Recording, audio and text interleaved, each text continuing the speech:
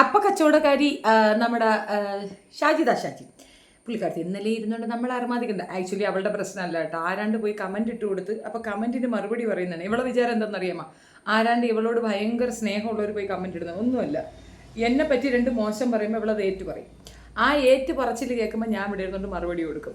അവക്കിട്ട് രണ്ട് കൊടുക്കാൻ പറ്റുന്ന ആൾ ഞാനേ ഉള്ളൂ എന്നുള്ള തിരിച്ചറിവ് കൊണ്ടാണ് പോയി ആരായിട്ട് ഡോസ് കൊടുക്കുന്നത്. ഇത് കേട്ടോടെ ഞാൻ ഇവിടെ ഇരുന്ന് ഞെകളിക്കുന്ന അവൾക്ക് ഞാൻ ഇവിടെ ഇരുന്ന് നല്ല ഡോസ് കൊടുക്കും, വാങ്ങി പിടിക്കും. അത് കേൾക്കുമ്പോൾ ഉള്ള സുഖത്തിന് വേണ്ടിയിട്ട് ആരാ ചെയ്യുന്ന പരിപാടിയാണ്. അതെന്തെങ്കിലും ആവട്ടെ. എന്തായാലും ഒരു കാര്യത്തിൽ ഞങ്ങൾ തുല്യ ദുഃഖിതരാണ്. രണ്ടുപേരും വിധവകളാണ്, ഭർത്താവ് മരണപ്പെട്ടതാണ്. വ്യത്യാസങ്ങൾ ഞാൻ പറഞ്ഞുതരാം. എനിക്ക് 2 ആൺമക്കൾ, അവക്ക് 5. അതിൽ നിന്ന് നിങ്ങൾക്ക് എന്ത് മനസ്സിലായി? എനിക്ക് 2 പ്രാവശ്യം കടി, അവക്ക് 5 വട്ടം കടി. അങ്ങനെ 5 വട്ടം കടി മൂത്ത് ആ കടി ഇളവി 5 പേർക്കൊപ്പം കിടന്നുണ്ടാക്കി 5 എണ്ണം പിടി കിട്ടിയില്ലേ? ഇപ്പോഴും കടി മൂത്തുകൊണ്ട് വീണ്ടും വീണ്ടും നടക്കുന്നു. 6ാമതൊരു കടിയിൽ ഏതോ ഒരുത്തൻ്റെ കൂടെ പോയി കടിക്കാൻ പോയി. അതിൻ്റെ ഒരു മീൻസ് അതിനൊരു ഇൻ റിട്ടേൺ ഉണ്ടാവുമല്ലോ, ഒരു ഗിഫ്റ്റ് ട്രോഫി, അതും ഉണ്ടായിരുന്നു. അത് കൊണ്ടുപോയി അഴിച്ച് ദൂരെ കളഞ്ഞു. ഇത് പറഞ്ഞതാരാ? അവളുടെ നാത്തൂന. അങ്ങനെ ഏകദേശം കടിമൂത്ത് കിടക്കുന്ന ഒരു കടിച്ചിയാണ് അപ്പം ഷാജിദ എന്നുള്ളതാണ്. എന്തൊക്കെയായിരുന്നു പറയുന്നത് കേട്ടോ. കുറച്ച് ഭാഗം ഞാനിത് കേൾപ്പിക്കുന്നത് എന്തിനാണെന്നറിയാമോ? പലരും വിചാരിക്കും എനിക്ക് പറ്റുന്നൊരു അബദ്ധമാണ്, ഞാൻ ഇവറ്റകൾക്കൊക്കെ മറുപടി കൊടുക്കുമ്പോൾ ഞാൻ ചുമ്മാ ഇരുന്ന് മറുപടി പറയും. അപ്പോൾ ഇവർ വിചാരിക്കും ഇതെന്തിനാ എങ്ങനെ ഇരുന്ന് മറുപടി പറയണേ, ഇവരാണല്ലോ കുഴപ്പമൊന്നും. അങ്ങനെയല്ല, ഇവളുമാർ പറയണത് കേട്ടാൽ നിങ്ങൾ ചത്ത് കിടക്കുന്ന ശവം എഴുന്നേറ്റ് 2 പൊട്ടിക്കും. കേൾക്കാം. മക്കളെ വളർത്തുന്നത് എന്തിനാണെന്നറിയാമോ? അവളെ സപ്പോർട്ട് ചെയ്യാനും ലൈക്ക് ചെയ്യാനൊക്കെ കുറെ ആൾക്കാരുണ്ട്. കാരണം അവളുടെ വായിന്ന് വരുന്നത് അങ്ങനത്തെ വാക്കുകളാണ് അവൾക്ക് ഇഷ്ടം. അവള് മനുഷ്യന്മാരുടെ അങ്ങനെ പറഞ്ഞിട്ടാണ്. അങ്ങനെ കാണുന്ന കുറെ ആൾക്കാരുണ്ട്, അവളുടെ ലൈവ് കാണുന്ന കുറെ ആൾക്കാരുണ്ട്. എല്ലാവരും എന്താണ് വേറെ രീതിയിൽ സെക്ഷൽ ആയിട്ടുള്ള സംസാരങ്ങളൊക്കെ നമ്മൾ സംസാരിക്കാം ഇടയ്ക്ക് ലൈവിലൊക്കെ. അത് കാണാൻ ഒരുപാട് പേരുണ്ട്. ശരിയാണ്. എന്നും രാത്രിയാകുമ്പോൾ ഒരു 10:30-ക്ക് ശേഷം അങ്ങ് തലയിൽ തട്ടമൊക്കെ ഇട്ടുകൊണ്ട് വന്നിരുന്നിട്ട് ലൈവ് അടിക്കുന്നത് ആരാണ്? സ്ഥിരമായിട്ട് ലൈവ് ഇടുന്നത് ആര്? 10 മണിക്ക് ശേഷം ലൈവ് ഇടുന്നത് ആര്? സ്ഥിരമായിട്ട് ഈ കളി കളിക്കുന്നത് ആര്? ഇവക്ക് എന്തെങ്കിലും സബ്ജക്റ്റ് പറയാനുണ്ടോ? എന്തിനാണ് ഡെയിലി ലൈവ് വരുന്നത്? നമ്മൾ വരുമ്പോൾ ഓരോ ദിവസം ഓരോ ടോപ്പിക് ഉണ്ടാവും. ടോപ്പിക് ഇല്ലാതെ ഇന്ന് വരെ ഒരു നമുക്കൊരു ലെഷർ ടാക്ക്, ആ പ്ലഷർ ടാക്ക് എന്ന് പറഞ്ഞാൽ ഇതുവരെ വന്നിട്ടുണ്ടോ? അപ്പോൾ ഇത് വരുന്നത് ആരാണ്? ഷാജിദ തന്നെയാണ്. എന്തിനാണ് വരുന്നത്? അതാണ് അവൾ പറഞ്ഞതിൻ്റെ അർത്ഥം. എന്താണ് അവൾ ചെയ്യുന്നത്? അതാണ് നമ്മുടെ തലയെ കൊണ്ടുവയ്ക്കുന്നത്. കൊച്ചു ചെറുക്കനെ വിളിച്ചെടുത്ത് നിർത്തിയിടാൻ നമുക്ക് 5-6 പേരെ ഇടിക്കാനുണ്ടെന്ന് പറയുന്നുണ്ട്. നിന്റെ ഇടിക്കാൻ വരുമ്പോൾ ബാക്കിയുള്ളൊരു കയ്യിൽ പഴവും വെച്ചോണ്ടിരിക്കുമോ? ചെറുക്കൻ്റെ അണ്ടി തൊലിയാതെ നോക്കിക്കോ. നാട്ടുകാർ 6ാം ഭാര്യയൊക്കെ കുത്തി മലത്തി കൊണ്ടുവന്ന് നിന്റെ നെഞ്ചത്തിട്ട് തരും. അമ്മാതിരി കളിയാണ് നീ കളിക്കുന്നത്. ഏതായാലും CWC എനിക്ക് ഉറപ്പ് തന്നിട്ടുണ്ട് കേസ് എടുത്തോളാം എന്നുള്ളത്. എൻ്റെ കേസ് പിൻവലിക്കപ്പെട്ടിട്ടില്ല. അവരത് വെച്ച് നോക്കുന്നുണ്ടെന്ന് പറഞ്ഞു. കാരണം അവർ ഉപദേശിച്ചത് കണക്ക് ഇവൾ അനുസരിച്ചിട്ടില്ല എന്നുള്ളതാണ് അവരുടെ ഭാഗം. അപ്പോൾ അവരത് കൃത്യമായി നോക്കുന്നുണ്ട്. ഷെരീഫിൻ്റെ പരാതിക്ക് വേണ്ടി അവർ വെയിറ്റ് ചെയ്യായിരുന്നു. കാരണം അവരുടെ വീട്ടിൽ കയറി ആ കുഞ്ഞുങ്ങളെ അസംബന്ധം പറയുകയാണ് ചെയ്തത്. അപ്പോൾ ഷെരീഫിൻ്റെതും എൻ്റെതും ഒരേ സമയം തന്നെ അക്സെപ്റ്റ് ചെയ്തിട്ടുണ്ട്. എൻ്റെതിനൊക്കെ ഡിലേ വന്നതിൻ്റെ റീസൺ ഇവിടുന്ന് അങ്ങോട്ട് ട്രാൻസ്ഫർ ആകാനുള്ള ഡിലേ. പിന്നെ അവർ വെയിറ്റ് ചെയ്തു എന്നാണ് പറയുന്നത്. വീണ്ടും അത് ആവർത്തിക്കപ്പെടുന്നു. 2 ദിവസം കുറച്ച് ഡീസൻ്റ് ആയിരുന്നല്ലോ. അപ്പോൾ അവരൊരു തെറ്റിദ്ധാരണ, ശരി അങ്ങ് പോകണമെങ്കിൽ പോട്ടെ എന്നുള്ളത്. ഞാൻ പറഞ്ഞു എനിക്ക് അങ്ങനെ ഒരു ധാരണയില്ല. ഇത്തവണ എനിക്ക് കേസുണ്ട്. കാരണം പഴയതുപോലെയല്ല. അവൾ കൊച്ചുങ്ങളെ വെച്ചുകൊണ്ടിരുന്ന് വർത്തമാനം പറയുന്ന കണക്കല്ല. ഷെഫീന എന്ന് വിളിച്ചതുമല്ല. ആ കൊച്ചു ചെറുക്കൻ്റെ വായിൽ നിന്ന് വീണു. അവളുടെ ഉമ്മ എന്ത് ചെയ്യുന്നോ അത് എന്നെ വിളിച്ചു. അവൻ്റെ കണ്ണിൽ കാണുകയാണ് ഷറഫ് അലിയും അച്ചറഫ് അലിയും മറ്റേ അലിയും തൊലിയും മലിയും എന്നൊക്കെ പറഞ്ഞ് കണ്ടിടം മൂരെ നിരങ്ങുന്ന സ്വന്തം ഉമ്മ ചെയ്യുന്ന പ്രവൃത്തി കണ്ടിട്ട് ചെറുക്കൻ അത് എൻ്റെ തലയിലേക്ക് കെട്ടിവെക്കാനാണ് ശ്രമിച്ചത്. അതെനിക്ക് ബുദ്ധിമുട്ടുണ്ട്. ഇവൾ പറയുന്ന ഒരു കാര്യമുണ്ട്, എൻ്റെ മക്കള് ഞാൻ അന്തസ്സായിട്ട് വളർന്നത്. നിന്റെ അന്തസ് ഇതുപോലെ നാട്ടുകാരെ തെറി വിളിപ്പിക്കാൻ പഠിപ്പിക്കുന്നതാണെങ്കിൽ ആ അന്തസ് തിരുത്തപ്പെടേണ്ടതുണ്ട്. മനസ്സിലായോ? നീ നിന്റെ മക്കളെ നോക്കുക, ആഹാരം കൊടുക്കുക, അത് കാണാനുണ്ട്, എല്ലാത്തിനെയും കാണാനുണ്ട്. ഉണക്കക്കുച്ചി പോലെ, അസ്ഥികൂടം പോലെ 5 എണ്ണം ഉണക്ക കുച്ചികളാണ്. ഒരു നല്ല പോലെ ആഹാരം കൊടുക്കുന്ന കുട്ടികളെ കണ്ടാൽ മനസ്സിലാകും. അങ്ങനെയുള്ള 5 പിള്ളേരെ നീ വളർത്തുന്നത് നിന്റെ മിടുക്കാണെന്നാണ് നീ വിചാരിക്കുന്നതെങ്കിൽ നിനക്ക് തെറ്റി. നിന്റെ മിടുക്കല്ല അത്. നീ ഏറ്റവും മോശപ്പെട്ട രീതിയിൽ ജീവിക്കുന്ന ഒരു വൃത്തികെട്ട സ്ത്രീയാണ്. ആ കുട്ടികളെ അങ്ങനെ ഒരു അറ്റ്മോസ്ഫിയറിൽ വളർത്താതിരിക്കാനുള്ള ഉത്തരവാദിത്തം ഗവൺമെൻറ് സെക്ടറിനുണ്ട്. ഗവൺമെൻറ്റാണ് അതിന് തീരുമാനം എടുക്കേണ്ടത്. ഞങ്ങളുടെ ഭാഗത്തു നിന്നുള്ള പരാതിയുണ്ട്. ഗവൺമെൻറ് അനുകൂല സാഹചര്യത്തിൽ, അതായത് വൃത്തിയായി ഇതിന് തീരുമാനം എടുത്തിട്ടില്ല വെച്ചാൽ നിന്നെയും നിന്റെ മക്കളെയും നടു റോട്ടിയിട്ട് ഞങ്ങൾ തല്ലും. അത് ഞാൻ കൃത്യമായിട്ട് CWCയോട് പറഞ്ഞിട്ടുണ്ട്. തല്ലെവള് വാങ്ങിക്കും, ആ കുട്ടികളും വാങ്ങിക്കും.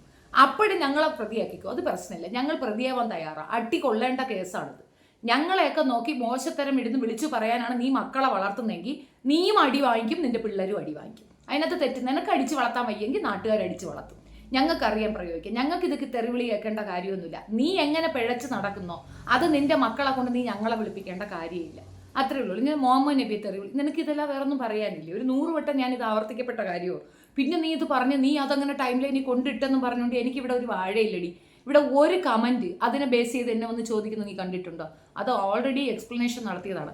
നിന്നെ പോലെ ആർഭാടമായിട്ട്, അതായത് അഴിഞ്ഞാടി ജീവിക്കാൻ വേണ്ടിയിട്ട് നടക്കുന്ന ഒരു അഭിസാരിക കാരണം എനിക്ക് അത് പറയേണ്ടി വന്നു. ആ അഭിസാരിക നമ്മുടെ തലയിലേക്ക് സ്ക്രൂ ചെയ്ത് കയറ്റി തന്ന സാധനമാണ്. നമ്മൾ നോക്കുമ്പോൾ ശരിയാണല്ലോ മുഹമ്മദ് നബി, നമ്മൾ ഇത്രയും റെസ്പെക്ട് ചെയ്യുന്ന ഒരാൾക്ക് 10-18 കല്യാണം വ്യഭിചാരം ഒക്കെ ഉണ്ട് എന്ന രീതിയിൽ അവിടെ ഇരുന്നുകൊണ്ട് തൊള പറഞ്ഞത് വിശ്വസിച്ച് നമ്മൾ അങ്ങനെ ഒരു വഴിമാറ്റം ഉണ്ടായി തിരിച്ചു വന്നിട്ടുണ്ട്. അല്ലാതെ നിന്നെ പോലെ പിഴച്ച് നടന്ന് കണ്ടാണുങ്ങളെ കൂടെ കിടന്ന് ഗർഭം ഉണ്ടാക്കി ഗർഭം അലസിപ്പിച്ച് നാട്ടുകാരെ വീട്ടിൽ പോയി അവളുമാരെ അടി കൊണ്ട് അവന്മാരെ കയ്യിൽ നിന്നുള്ള ഇടി കൊണ്ട് വീട്ടിൽ ആണുങ്ങൾ കയറി അടിച്ച്. ഇതിനേക്കാൾ മുൻപ് നീ ഒരു കാര്യം പറഞ്ഞു, എന്നെ ആര് വിചാരിച്ചാലും ഇവിടുന്ന് ഇറക്കാൻ പറ്റുന്നു. അവസാന സാധനങ്ങളും ആ തള്ളയുടെ ജട്ടി വരെ പറക്കി കെട്ടിക്കൊണ്ട് ഓടിയില്ലേ. പെറ്റ തള്ള ജട്ടി ഇട്ട് കളിക്കുന്ന ഡാൻസ് വരെ നീ എടുത്ത് പബ്ലിഷ് ചെയ്യും. എന്ന് വെച്ചാൽ നിന്റെ കുടുംബ പാരമ്പര്യം പുഴുക്ക. അതിപ്പോ എൻ്റെ ഉമ്മാണ്, നിന്റെ ഉമ്മ വെടാക്കാണെന്നാണ് നീ പറഞ്ഞത്, ഞങ്ങളല്ലല്ലോ. നിന്റെ ഉമ്മ ജട്ടി ഇട്ടാണ് നീ വീട്ടിൽ നിൽക്കണമെന്നും ആ ജട്ടി ഇട്ട് ഡാൻസ് കളിച്ച് അത് ഞാൻ ക്യാപ്ചർ ചെയ്ത് നാട്ടിൽ ഇടുമെന്ന് പറയുമ്പോൾ നിന്റെ ഉമ്മ അത് ക്യാബറക്കാരിയാ. ക്യാബറ ഡാൻസ് അവർ കളിച്ചത്. ആ ക്യാബറയാണ് നീ പബ്ലിക്കിൽ കൊണ്ടുവന്നിട്ടത്. 5 ആൺമക്കൾ എൻ്റെ ഭാഗ്യം, ബാക്കിയുള്ളവരുടെ മക്കളൊക്കെ ചത്തുപോകും. നിന്റെ മക്കൾക്ക് എന്താ ചാക്കാല വരത്തില്ലേ? നിന്റെ കുട്ടികൾ ചാവത്തില്ലേ? നിന്റെ കുട്ടികൾക്ക് അസുഖം വരത്തില്ലേ? താഴോട്ട് തളർന്നു പോയെന്ന് പറയണം. നിന്റെ നാക്ക് തളരത്തില്ലേ? ഇത്രയും വൃത്തികെട്ട രീതിയിൽ ഒരാളുടെ അസുഖത്തെ കളിയാക്കുന്നുണ്ടെങ്കിൽ നിന്റെ നാക്ക് പടച്ചോൻ പിടിച്ച് താക്കത്തില്ലേടി? നിന്നെ പടച്ചോൻ വെറുതെ വിടുവോ? അങ്ങനെ ഒരു പടച്ചോൻ ഉണ്ടെങ്കിൽ ആ പടച്ചോൻ വേണ്ടാന്ന് വെക്കുന്നതല്ലേ സുഖം. എനിക്കതാണ് ഇഷ്ടം. നമ്മളെ ഒരു രീതിയിലും നമ്മൾ അഡ്രസ്സ് ചെയ്യാത്ത നല്ല കാര്യം മാത്രം പറഞ്ഞിട്ടേ ഉള്ളൂ. മുൻപ് ഞാൻ ഒരു രീതിയിലും പോയിട്ടില്ല. ഇവരൊക്കെ എല്ലാവരും എടുത്തു വെച്ച് കൊടുത്തപ്പോഴും ഞാൻ മാറി സഞ്ചരിക്കുകയാണ് ചെയ്താൽ ഒന്നും പറയാൻ പോയില്ല. പക്ഷെ ടാർഗറ്റ് ഉള്ളി ഏത് ചാനലിലും പോയിരുന്നു ഷെഫീന എന്ന് പറയും. ആര്? ഇവിടെയുള്ള തേവിടിച്ച് പറഞ്ഞു തരുന്ന ഇതല്ലേ? അവൾ പറയുന്ന സാധനം അങ്ങോട്ട് കേട്ടിട്ട് എടുത്തു വെച്ച് അങ്ങ് ഉടുക്കുമ്പോൾ ഒരു സുഖം, ഒരു പ്രത്യേക സുഖം നിനക്ക്, അതെനിക്ക് മനസ്സിലാവുന്നുണ്ട്. പക്ഷേ നാളിതുവരെയുള്ള ആൾക്കാർ, എന്നോട് മുട്ടിയ ആൾക്കാർക്കൊക്കെ എന്ത് സംഭവിച്ചെന്ന് നീ ഒന്ന് അന്വേഷിക്കുന്നത് നല്ലതായിരിക്കും. നീതിയുടെ ഭാഗത്ത് നിന്ന് സംസാരിച്ച എനിക്ക് ശീലമുള്ളൂ. നീതി ഇല്ലാത്തൊരു കാര്യത്തിന് ചേർന്ന് നിൽക്കുന്ന പരിപാടിയില്ല. നിന്റെ ഈ കലാശ കൊട്ടിയിട്ടേ ഞാൻ മാറുള്ളൂ. ഞാനിത് CWC കേൾക്കാൻ തന്നെയാണ് പറയുന്നത്. ഞാൻ നിങ്ങളെ ടാഗ് ചെയ്യും. നിങ്ങൾ കേൾക്കാൻ തന്നെയാണ് പറയണത്. ഈ നായ്ക്ക് പറന്നവള ഒതുക്കിയിട്ടില്ല അച്ചാൽ ഞങ്ങൾ ഇറങ്ങും. ഞങ്ങൾ കുറച്ച് പെണ്ണുങ്ങൾ തീരുമാനിച്ചു വെച്ചിരിക്കുകയാണ്, ഇറങ്ങും. ഇവളെ അടിച്ച് ഞങ്ങൾ പൊട്ടിക്കും.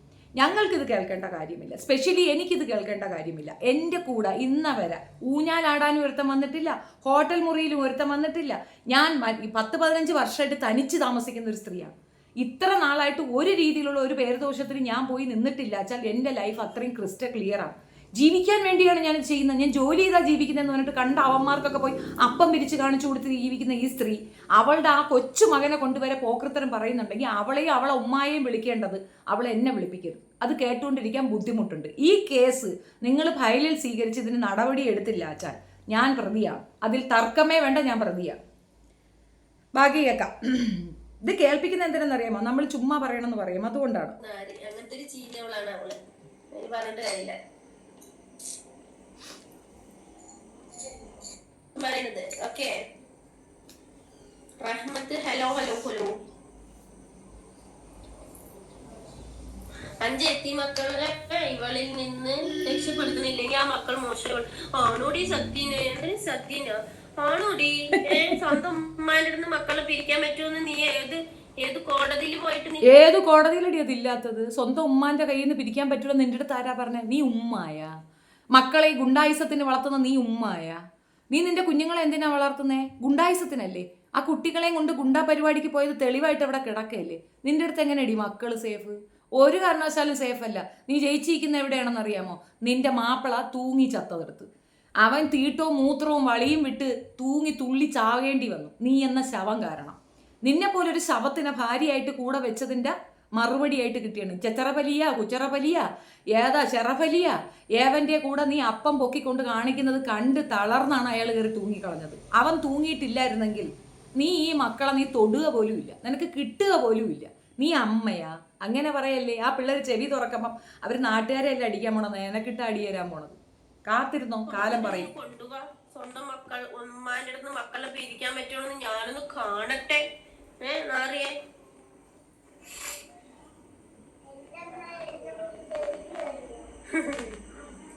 കിണിച്ചോ അതന്നെ. എന്റെ കുട്ടീനെ എന്റെ പിരിക്കാൻ നീ ആരടി? ഞാന് വെച്ച് വളർത്തി, ഞാൻ നൊന്ത് പ്രസവിച്ചിട്ട് ഞാൻ വളർത്തുന്ന ബാക്കിയൊക്കെ നോവാതെ പറ്റതാ, വലിച്ചിട്ടതാ. ഹായ് താത്ത വിഷ്ണു, ഹായ്.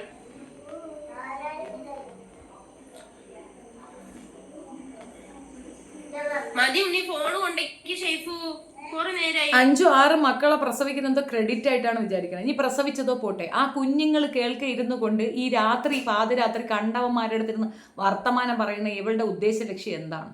കുഞ്ഞുങ്ങൾക്കൊരു റൈറ്റ്സ് ഉണ്ട്. ആ കുട്ടികളുടെ റൈറ്റ്സ് കീപ്പ് ചെയ്യാതെ ഈ പോക്കൃത്തരം കാണിക്കുന്ന ഇവളെ എന്താ വേണ്ടത്? ഞാനത് പറയാം 1039 എന്നാണ് അതിൻ്റെ നമ്പർ, CWCയുടെ അതായത് ചൈൽഡ് ലൈനിൻ്റെ നമ്പർ. അതിലേക്ക് നിങ്ങൾക്ക് വേണമെങ്കിൽ വിളിച്ച് പരാതി പറയാം. പക്ഷെ വേണ്ടെന്നാണ് എൻ്റെ അഭിപ്രായം. കാരണം ഓൾറെഡി ഞങ്ങളുടെ പരാതി മുന്നോട്ട് പോയിട്ടുണ്ട്. ഞാനും ഷറഫും, അയാളെ പേരെനിക്ക് പറയാം, ഷെരീഫ് ഞാനും ഓൾറെഡി പരാതി കൊടുത്തിട്ടുണ്ട്. എൻ്റെ പരാതി ഞാൻ വീണ്ടും റീപോസ്റ്റ് ചെയ്തു. വീണ്ടും ഞാൻ അവിടെ ചെല്ലാൻ പറഞ്ഞിട്ടുണ്ട്. എന്തായാലും ഞാൻ പോയി മൊഴി കൊടുക്കും. കാരണം ഇത് ഇങ്ങനെ നിസ്സാരമായിട്ട് വിടാൻ പറ്റുന്ന ഒരു വിഷയമല്ല. ഇതിനകത്ത് എന്താന്ന് പറഞ്ഞു കഴിഞ്ഞാൽ കഴിഞ്ഞ കുറേ പ്രാവശ്യം ഞാൻ വിട്ടുകളഞ്ഞ കേസാണ്. കാരണം ഇവളുടെ നാത്തൂൻ എന്നെയാണ് വിളിച്ചിട്ടുണ്ടായിരുന്നത്. ആ വോയിസ് പുറത്തു പോകാൻ കാരണം ഞാൻ ആയതുകൊണ്ട് തന്നെ ഞാൻ കുറച്ച് മൈൽഡായിട്ടിരുന്ന് പോട്ടെ, എന്തെങ്കിലും ആയിക്കൊണ്ട് പോട്ടെ എന്ന് കളഞ്ഞപ്പോൾ വീണ്ടും തലേ കയറലാണ്. കുറേ അവിഞ്ഞ ചാനലുകാരുണ്ട്. ഇവളെ വിളിക്കും, അങ്ങോട്ട് ഇൻ്റർവ്യൂ കൊടുക്കും.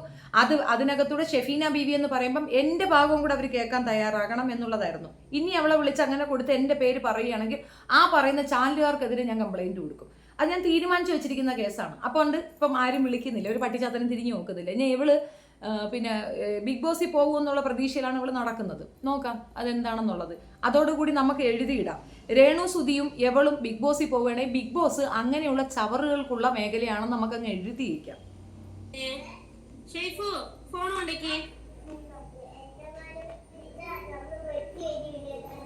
വെട്ടിയരിയോന്ന് മനസ്സിലായോ? അവന്റെ ഉമ്മായ വല്ലതും പറഞ്ഞ അവൻ വെട്ടിയരിയോ. അതെടി നിന്റെ മക്കളെ നിനക്ക് നോക്കാൻ അറിയുന്നതാണ് നിന്റെ കൊച്ചു പറയണത് ഞാൻ നാട്ടുകാരെ വെട്ടിയരിയോന്ന്.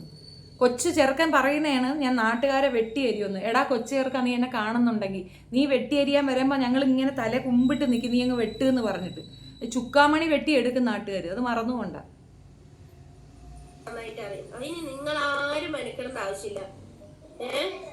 അല്ലേലും നീ പെറ്റ നിന്റെ അതേ ഹറാം പറപ്പുള്ള കൊച്ചുങ്ങളെ ആർക്കടി എന്ത് ബോധേട്? ഞങ്ങൾക്കത് ആവശ്യമില്ല. ദുർഗുണ പരിഹാര പാഠശാല ഇതിനാണ് തുറന്നു വെച്ചിരിക്കുന്നത്. കുട്ടികളുടെ ജയിലുണ്ട്, അവിടെ കൊണ്ടിടുക. കാരണം ഇമ്മാതിരി തോന്നിവാസങ്ങളും അസഭ്യങ്ങളും പറയുന്ന പിള്ളേർക്ക് ജീവിക്കാൻ പറ്റിയ സ്ഥലമാണ് ജയിൽ, കൊച്ചുങ്ങളുടെ ജയിൽ. അതിനകത്ത് കൊണ്ടിടുക. ഈ പിള്ളേരാ ഇവളെ കൂടെ ഇരുന്നുകൊണ്ട് ഈ അപരാധം പറഞ്ഞാൽ ഈ 2 എണ്ണത്തിനാ കർശനമായിട്ട് ജയിലിൽ ഇടണം. അതിനകത്ത് ഒരു തർക്കവും ഇല്ല. ഞങ്ങൾക്കിത് കേൾക്കേണ്ട കാര്യമില്ല. കേസ് എടുത്തേ മതിയാവുള്ളൂ. ഈ കേസ് എടുത്തില്ലെങ്കിൽ ഇത് പ്രശ്നമാക്കും ഞാൻ. ഒരു തർക്കവും ഇല്ല. വെട്ടുക, കുത്തുക, വേശി എന്ന് പദം ഉപയോഗിക്കുക, ഇതൊക്കെ ചെയ്യുന്ന ഈ കൊച്ചിനെ അങ്ങനെ ഇപ്പൊ പറ്റത്തില്ല. ഇത് എത്തിങ്ങാനേലും അല്ല പോകേണ്ടത്, ഇത് പോകേണ്ടത് ജയിലിലാണ്. ഇവള് കാരണം ഇവളെ മക്കള് ജയിലിൽ കിടക്കും, അത്രേ ഉള്ളൂ. പിന്നെ നിങ്ങളുടെ മക്കളെ നിങ്ങളെങ്ങനെ വളർത്താൻ പറ്റും നിങ്ങൾ നോക്കി. നിങ്ങളുടെ മക്കളെ നിങ്ങൾക്ക് പറ്റുന്ന പോലെ നിങ്ങൾ വളർത്തും. ഇവിടെ എന്തെല്ലാം ഇൻസിഡന്റ് ഉണ്ടായി. തലമൂത്ത കുട്ടികളല്ലേ, തലമുതിർന്ന കുഞ്ഞുങ്ങളല്ലേ, ഇന്നവരെ വന്നിരുന്നുകൊണ്ട് ആരെങ്കിലും വെട്ടുമെന്നോ കുത്തുമെന്നോ പറഞ്ഞ് നിങ്ങൾ കേട്ടിട്ടുണ്ടോ? മക്കളെ എങ്ങനെ വളർത്തേണ്ടെന്ന് പറഞ്ഞു കൊടുത്തിട്ടുണ്ട്. എങ്ങനെ വളർത്തിയെന്ന് ഞങ്ങൾക്കറിയാം.